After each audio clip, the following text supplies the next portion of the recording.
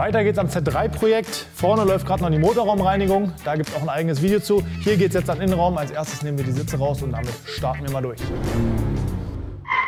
Der Innenraum ist wirklich mehr Pflicht als Kür. Wir haben hier keine krasse Verschmutzung, kein krasses Vorher-Nachher. Das Leder macht, wer hätte es gedacht, das Lederzentrum selbst. Von daher haben wir wirklich hier einmal nur die Oberflächen, wollen aber auch wirklich gründlich den Teppich einmal reinigen, einmal durchschamponieren und demontieren. Deswegen die Sitze. Achtung, immer auf das Thema Airbag achten. Erstmal muss ein Airbagschein vorhanden sein, um die Sitze zu demontieren. Und dann erscheint am Ende auch ein Fehler. Wenn du den Stecker einfach löst, der muss dann wieder gelöscht werden. Also beim Sitze montieren, demontieren, immer überlegen, wie viel Sinn macht das und darf ich es überhaupt? Ganz wichtig. Wunderbar, die Sitze sind raus. Wir sehen, was sich da unter den Sitzen gesammelt hat und das, obwohl der Wagen schon einmal grob vorgesaugt war. Das muss natürlich erstmal weg. Das heißt, wir entfernen den losen Dreck. Wie entfernen wir losen Dreck im Innenraum? Natürlich mit dem Staubsauger. Ganz wichtig, Paul macht es vor. Auch Licht am Fahrrad.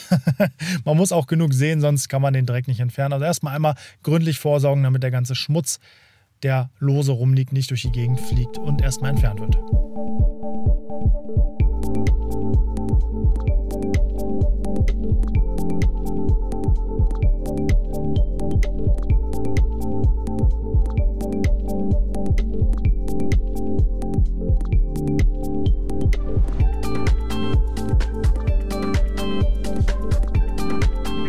Wunderbar, wir haben die Sitze jetzt einmal ausgebaut. Das kann man immer mal machen, wenn die Sitze kein Airbag haben, dann sollte man natürlich nur mit Airbagschein dran. Daher nochmal der Hinweis, aber so kommen wir jetzt einfach perfekt an den Teppich ran, können schamponieren, können bürsten, können ihn optimal sauber machen.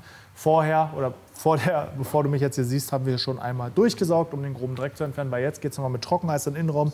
Damit können wir optimal die ganzen Ritzen und Lüftungsstütze sauber machen, vor allen Dingen auch mal den Lüftungskanal wirklich gründlich reinigen. Das Trockeneis tötet nämlich auch Keime ab, deswegen halten wir auch einfach mal in den Lüftungskanal. Dafür schalten wir einfach alle Düsen auf an und halten hier gleich rein. Wichtig ist natürlich Arbeitsschutz, von daher Klappe zu und los geht's.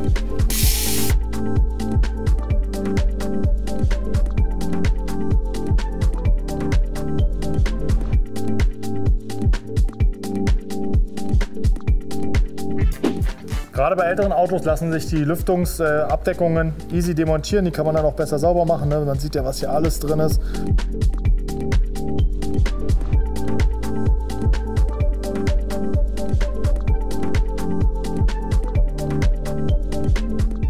Und dann gleichzeitig auch die Gelegenheit mal nutzen, um wirklich mal in den Lüftungskanal reinzugehen. Und dann machen wir so weiter. Wie gesagt, nochmal kurz zum Thema Arbeitsschutz. Ich könnte natürlich auch eine Schutzbrille tragen und Gehörschutz, aber das schützt jetzt mein ganzes Gesicht vor Spritzern, finde ich einfach ganz praktisch. Und außerdem kann ich danach gleich in Baumfällen gehen. Wir kümmern uns nach der Trockeneisreinigung des Innenraums, dazu haben wir auch mal ein eigenes Video gemacht, verlinken wir euch gerne nochmal, um den Fußraum erstmal gründlich mit Textilreiniger einsprühen, einen Moment wirken lassen, beziehungsweise auch einfach mit einem Allzweckreiniger. Und dann arbeiten wir das mit einer weichen Akkuschrauberbürste ein. Geht einfach deutlich schneller, als wenn ich das von Hand mache und ist genauso schon, wie gesagt, darauf achten, dass die Bürste nicht zu hart ist, um das Textil nicht zu beschädigen. Wir nutzen dann ein Sprühextraktionsgerät. Das Ding ist etwas unterdimensioniert für die Aufgabe, aber wir sehen auch hier, was da an Schmutz rauskommt und schamponieren den kompletten Teppich einmal durch. Da müssen wir einfach jahrzehntealten Schmutz entfernen, um die Fasern wieder frisch zu machen. Man darf sich echt nicht irritieren lassen, es ist dunkler Teppich, deswegen sieht man den Dreck nicht an, aber man sieht hier im Sauger, was da tatsächlich alles drin steckt.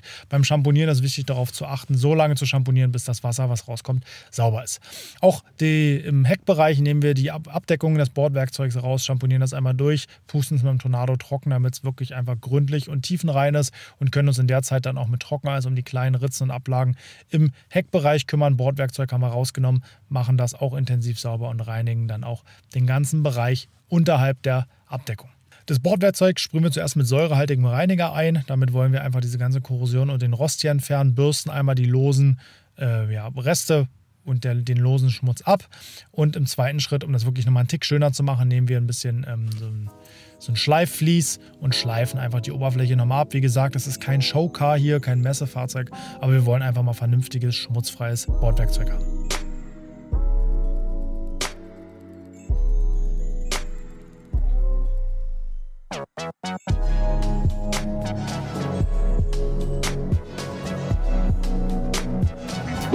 So, doppelt hält besser. Wir pinseln alle Bereiche nochmal mit ein wenig Flüssigkeit und einem Reiniger gründlich ab. Wir wollen einfach nochmal da in die Ritzen gehen.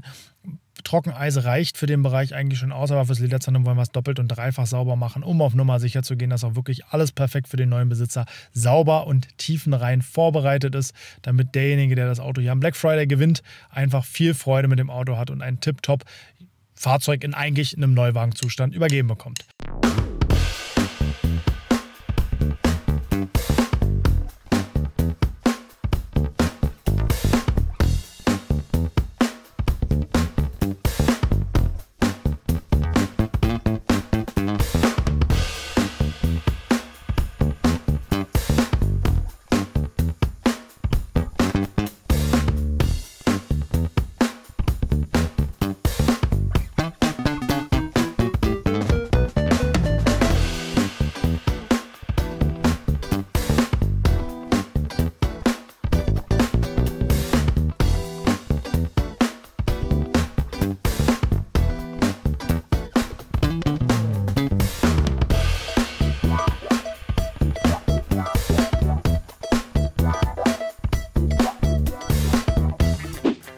Wir sind soweit durch mit dem Innenraum. Wir haben alles einmal durchgesaugt, haben die Lüftungskanäle mit Trockeneis gereinigt, Schlitze und Kanten mit Trockeneis gereinigt, alle Oberflächen einmal gründlich abgewischt. Leder ist in diesem Fall nicht unser Part.